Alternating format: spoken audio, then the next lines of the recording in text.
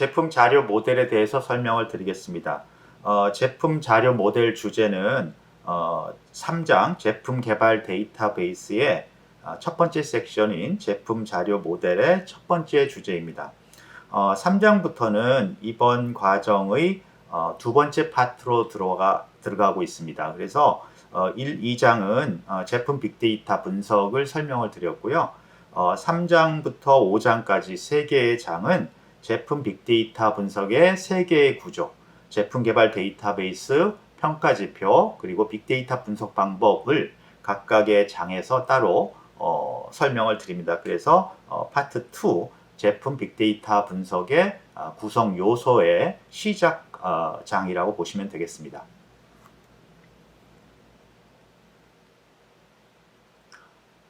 제품 자료 모델 주제의 목표는 첫 번째, 제품 개발 데이터베이스의 구조를 표현하는 제품 자료에 대한 이해를 돕는 것이고요. 두 번째는 이제 과정 중에 객체라는 말을 많이 쓰는데 이 객체에 대한 이해를 돕는 것이 두 번째 목표입니다.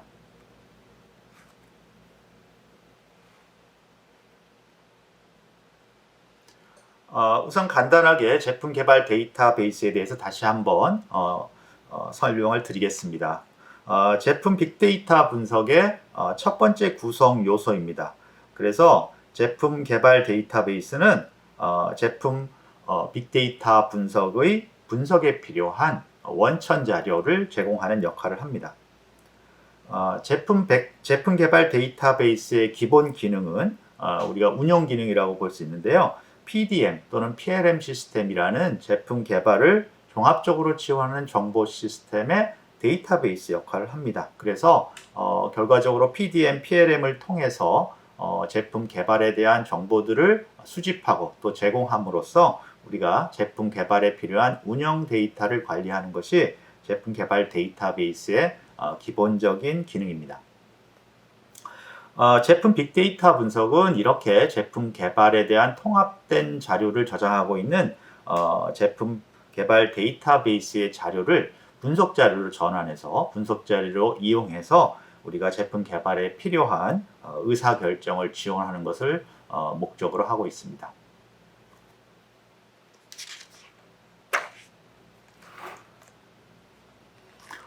그러면 우리가 그 제품 개발 데이터베이스가 분석 자료로서 어떤 의미가 있는지를 한번 살펴볼 수가 있습니다.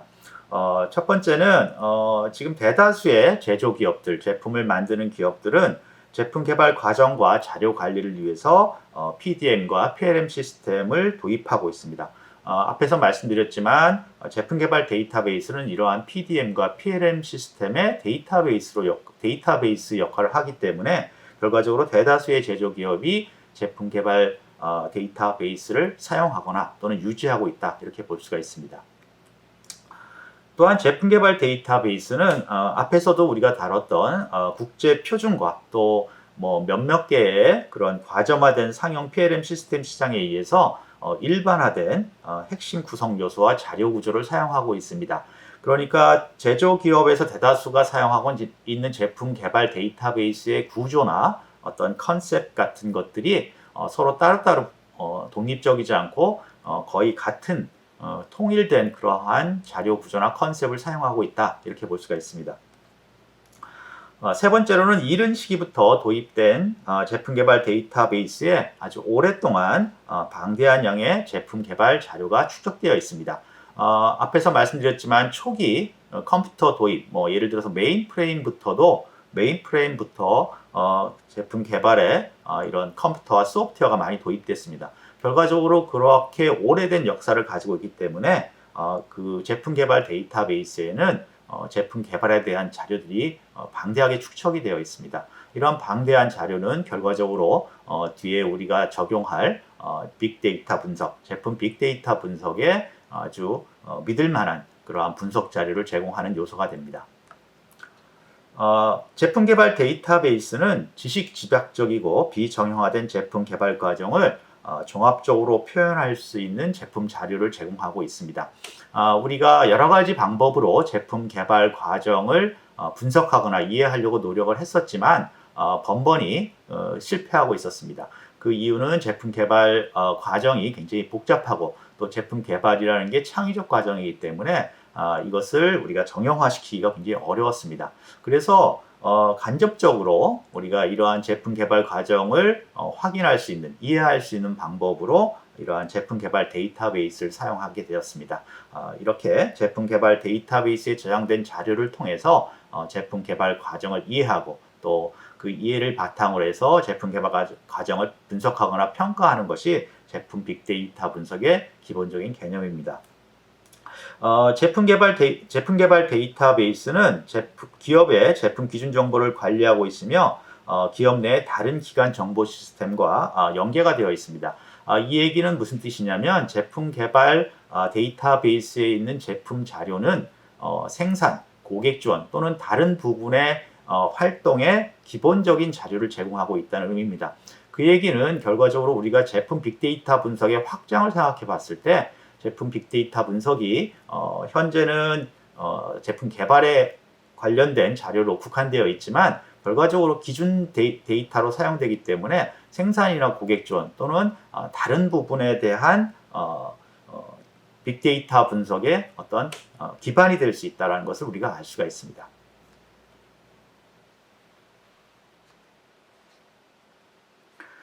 그러면 우리가 제품 개발 데이터베이스가 중요하고 그것들을 이해하기 위한 노력이 필요한데 그런 상황에서 제품 자료 모델이 왜 중요한지를 한번 생각을 해보겠습니다.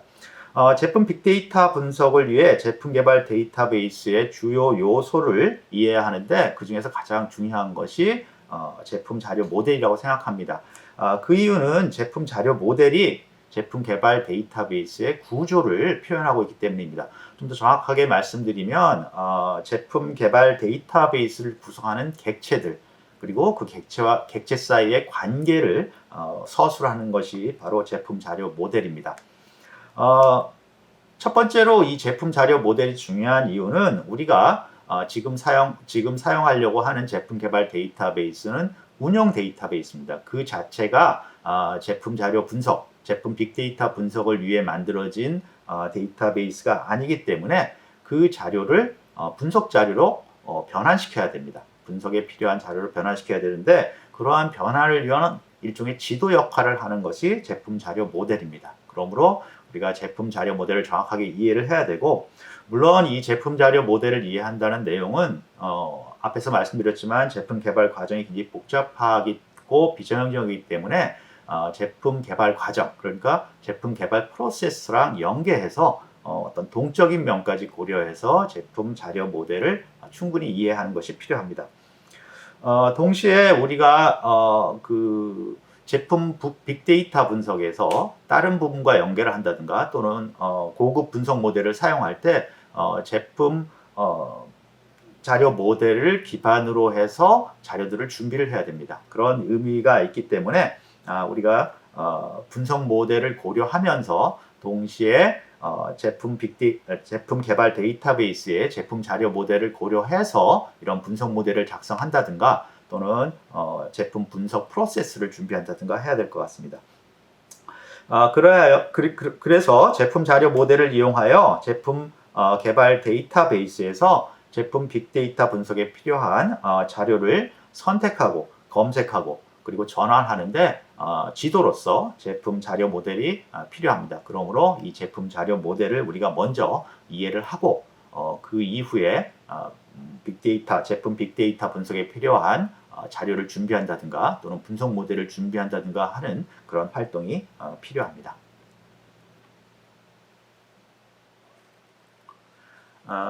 앞에서도 말씀드렸는데 저희가 이제 앞으로 객체라는 얘기를 많이 사용합니다. 그래서 그 객체라는 것에 대해서 기본적으로 이해를 해야지만 뒤에 우리 과정을 쭉 진행하는데 세세한 어떤 자료 모델이라든가 과정을 설명하는데 도움이 될 것 같습니다. 그래서 이제 컴퓨터에서 객체를 이해한다는 것은 자료를 어떻게 컴퓨터에 저장하느냐 구체적으로 말하면은 소프트웨어를 이용해서 어떻게 컴퓨터의 하드웨어 즉 메모리에 자료를 저장하느냐 하는 방법에 대한 이야기가 될 것 같습니다. 그리고 또한 여기서 말씀드리는 순서는 지금까지 컴퓨터가 발전한 소프트웨어 가 발전한, 프로그램이 발전한 어떤 역사를 따라간다고도 볼 수가 있습니다. 일단 먼저 객체라는 것이 저희의 목표니까 객체의 정의를 말씀드리면, 객체라는 것은 컴퓨터에 자료를 저장하는 방식이라고 생각할 수가 있습니다. 그런데 그냥 컴퓨터에 어떤 변수 하나하나씩 저장하는 게 아니라 변수를 묶음으로, 객체라는 어떤 단위로 묶어서 자료를 저장하고 그 자료를 관리하는 방법을 우리가 생각할 수가 있습니다. 그래서 그때 이러한 변수들을, 단위 변수들을 모아서 만든 자료 구조, 이것을 이제 객체라고 볼 수가 있습니다. 그러면 이제 우리가 컴퓨터에 자료를 저장하는 가장 기본적인 방식을 좀 생각해 볼 수가 있는데요. 여러분들이 만약에 프로그램을 해보셨다면 변수를 선언하고 변수에 어떤 값을 집어넣은 다음에 그 변수끼리 어떤 계산을 하는 그런 과정을 아마 프로그램 하셨을 거라고 생각합니다. 가장 기본적인 프로그램이죠. 그때 우리가 자료를 컴퓨터에 저장하는 방식을 볼 수가 있는데, 그게 바로 변수의 자료, 변수 값, 어떤 값을 저장하는 것입니다. 예를 들어서 저희가 학번이라는 변수에 3이라는 학번 값이죠.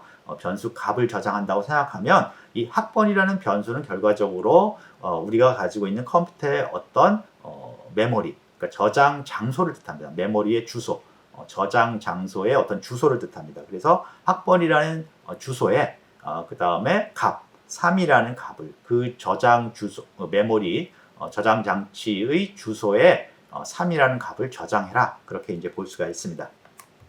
이게 이제 가장 기본적으로 컴퓨터에 자료를 저장하는 방법이고요. 사실 객체나 더 발전된 어떤 방법도 기본적으로 똑같습니다. 어떤 메모리의 저장 주소에 어떤 값을 저장한다. 단지 그것을 이제 묶어서 처리하느냐 하는 차이가 날 것 같습니다.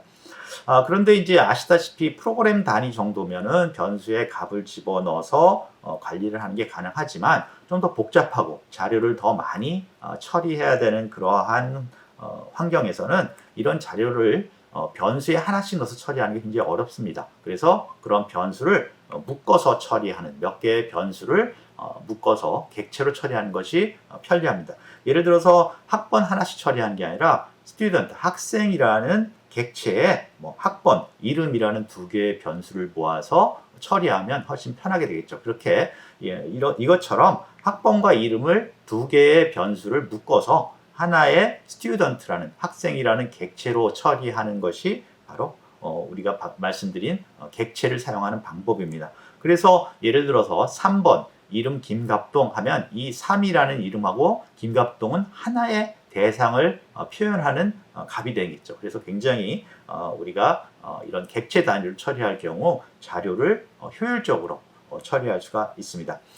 특히 이제 변수라는 말을 저희가 사용했는데 객체 안에도 변수가 있죠. 그래서 방금 예를 든 것처럼 학생이라는 객체 안에는 학번이라는 변수하고 이름이라는 변수 두 개가 있죠. 그래서 이렇게 두 개를 묶어서 사용하는데, 이때 이것들을 객체 안에 있는 변수를 변수라고 부르지 않고 보통은 속성이라고 부릅니다. 그래서 변수지만 이 객체에 속해 있다, 그런 의미로 두 개의 변수를 각각 스튜던트 객체의 속성이다, 이름 속성이다, 학번 속성이다, 이렇게 얘기를 합니다.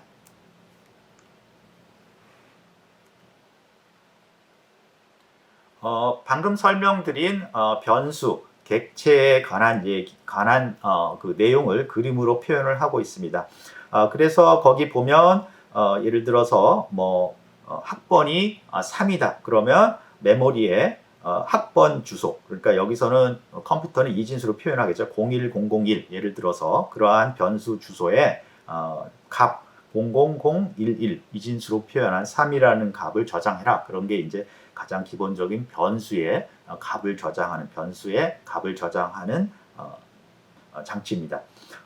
그렇게 됐을 때 그것을 우리가 각각의 변수로 처리하면 불편하니까 그것을 이제 거기 그림에 나와 있는 것처럼 학생이라는 걸로 묶게 됩니다. 그래서 학생이라는 그 객체 안에는 변수가 두 개가 있는데 학번과 이름, 그래서 그렇게 그 두 개, 3하고 김갑수 하면 요 두 개가 같은 대상을 표현한다라는 것을 객체를 통해서 우리가 표현을 할 수가 있습니다. 그래서 스튜던트라는 객체가 이제 표현이 됐고요.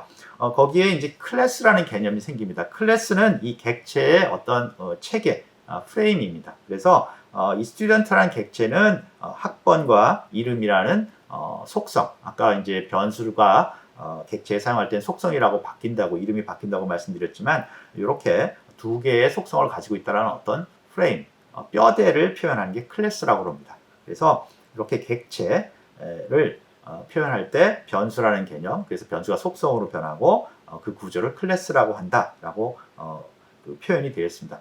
그리고 이제 뒤에 설명을 드리겠지만, 이렇게 변수를 이용해서 객체를 만들었을 때 그 객체를 하나씩, 그러니까 스튜던트 하나만 쓰는 것보다는 이 객체를 여러 개를 쓰는 게 좋습니다. 같은 체계를 가진, 같은 클래스 구조를 가진 변수를 여러 개, 배열로 변수의 객체의 배열로도 볼 수가 있겠죠. 그렇게 스튜던트라는 것을 하나가 아니라 여러 개 쓰는 것도 좋은데, 이렇게 배열로 쭉 1, 2, 3, 스튜던트 1, 2, 3에서 쭉 여러 개의 같은 구조를 가진 객체를 사용하는 것도 굉장히 편리한 방법입니다. 그래서 거의 대부분 이렇게 객체를 하나씩 사용하는 게 아니라 이런 식으로 배열로서, 객체의 배열로서 사용하게 됩니다.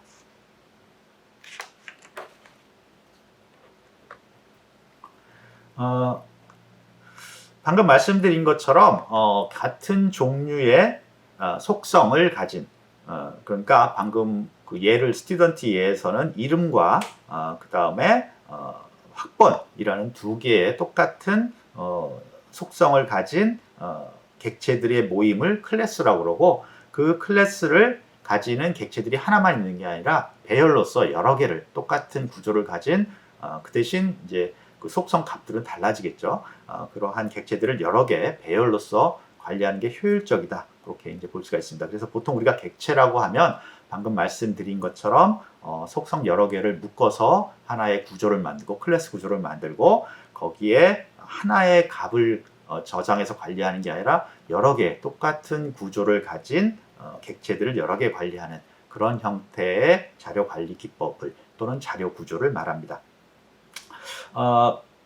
그런데 우리가 이거를 이제 좀 더 발전시킬 수가 있습니다. 객체를 어떻게 발전시키냐면, 객체를 하나만 관리하는 게 아니라 여러 개의 객체를 관리하고 그 객체들 사이에 관계를 또 관리할 수 있습니다.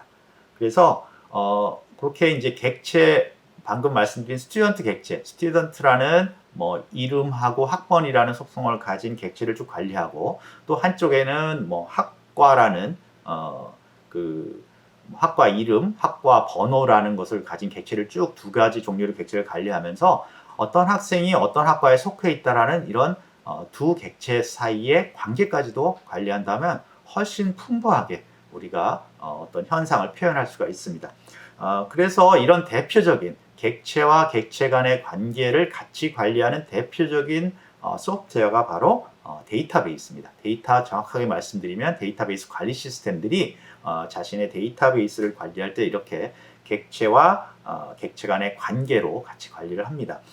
그래서 우리가 주로 사용하는 관계형 데이터베이스에서는 이 객체를 테이블이라는 이름으로 부릅니다. 그래서 테이블에 보시면 속성이 여러 개 있는데 그게 바로 객체의 속성이고요. 하나하나의 객체는 그 테이블의 레코드, 우리가 행이라고 보통 말하는 레코드가 하나하나의 객체가 됩니다. 그리고 이제 우리가 데이터베이스를 열어보면 그 안에 테이블이 하나만 있는 게 아니라 여러 개의 테이블들이 있고 그 테이블 사이에 어떤 관계들이 관리가 됩니다. 그래서 이렇게 관계형 데이터베이스 또는 뭐 우리가 사용하는 데이터베이스에서는 객체와 객체 간의 관계까지도 관리를 합니다. 이와 같이 우리가 변수로부터 시작해서 어떻게 보면 컴퓨터나 소프트웨어 발전 역사를 따라가 보면 변수로부터 시작해서 객체가 만들어지고 그 객체의 어떤 관계까지 관리하는 것으로 발전해 왔음을 알 수 있습니다. 그래서 우리가 제품 빅데이터 분석에서 사용하는 제품 개발 데이터베이스도 제품 개발이라는 아주 복잡한 어떤 과정을 표현하다 보니까 이 표현력이 아주 좋은 방법을 사용하게 되었습니다. 그래서 이런 제품 개발 데이터베이스도 관계형 데이터베이스, 즉 객체와 객체 간의 관계를 한꺼번에 표현할 수 있는, 한 곳에서 표현할 수 있는 관계형 데이터베이스를 사용해서 어떤 자료 구조를 표현을 하고 있습니다. 그 그림에 객체와 객체 사이의 관계를 예로 보여드리고 있는데요. 이 그림은 하나의 테이블이라고 볼 수 있습니다. 앞에서 말씀드린 것처럼 거기 스튜던트 테이블은 어떤 클래스, 구조를 뜻합니다. 그래서 객체의 구조, 그래서 학번, 이름, 전공이라는 속성 3개를 가지고 있는 구조를 표시를 하고요. 그 다음에 이 스튜던트에 각각 이제 객체들이 쭉 여러 개가 들어가 있는 거죠. 1번 학번을 갖고 있는 학생 객체, 2번 학번을 갖고 있는 학생 객체 이렇게 들어가 있고요. 그 다음에 또 그 위쪽에 보면 이제 학과, 디파트먼트 테이블이 있어서 거기에 역시 학과 코드나 학과 이름이라는 속성을 가진 객체들이 쭉 관리가 됩니다. 그 다음에 이것은 이제 객체 사이의 관계는 그 전공이라는 것이 앞에 말씀드린 디파트먼트 테이블이라는 코드에 연결이 돼서 관계, 객체 간의 관계를 또 표현하고 있습니다. 그래서 제품 개발 데이터베이스에서는 이렇게 테이블을 이용해서 관계형 데이터베이스의 테이블들을 이용해서 객체도 표현하고 객체 사이의 관계도 표현하는 가장 어떻게 보면 현재 우리 기술로서 발전된 그러한 자료 표현 방법을 사용하고 있습니다. 그래서 결과적으로 우리가 제품 빅데이터 분석에서 분석하는 제품 개발 데이터베이스의 자료 구조는 제품 자료 모델은 이렇게 객체와 객체 간의 관계로 표현을 하게 됩니다.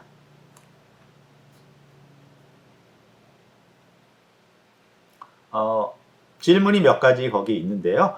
그 중에서 방금 설명드린 변수에서부터 가장 이제 컴퓨터에 자료를 저장하는 가장 기초적인 방법인 변수에서부터 우리가 객체와 객체 사이의 관계를 표현하는 가장 발전된 그러한 자료 표현 방법까지의 어떤 발전 단계, 고도화 단계죠. 고도화 단계를 한번 설명하면 우리가 왜 제품 자료 모델로서 제품 빅데이터에 사용하는 제품 개발 데이터베이스의 구조를 표현하는데 제품 자료 모델에 객체와 객체 간의 관계를 사용하는지를 좀 이해할 수 있을 것 같습니다. 이번 주제 제품 자료 모델의 요약을 말씀드리겠습니다. 제품 자료 모델에서는 우리가 제품 빅데이터 분석의 첫 번째 구성 요소인 제품 개발 데이터베이스를 파악하는데 가장 중요한 요소가 제품 자료 모델이라는 내용을 소개해 드렸습니다. 그리고 이런 제품 자료 모델은 결과적으로 객체와 객체 사이의 관계로 표현을 하는데 객체와 객체 사이의 관계가 어떤 것인지 그 다음에 그런 표현 모델이 굉장히 발전됐다는 것을 변수로부터 시작된 어떤 자료 표현 방법의 발전 과정을 설명함으로써 이해를 돕도록 도와드렸습니다.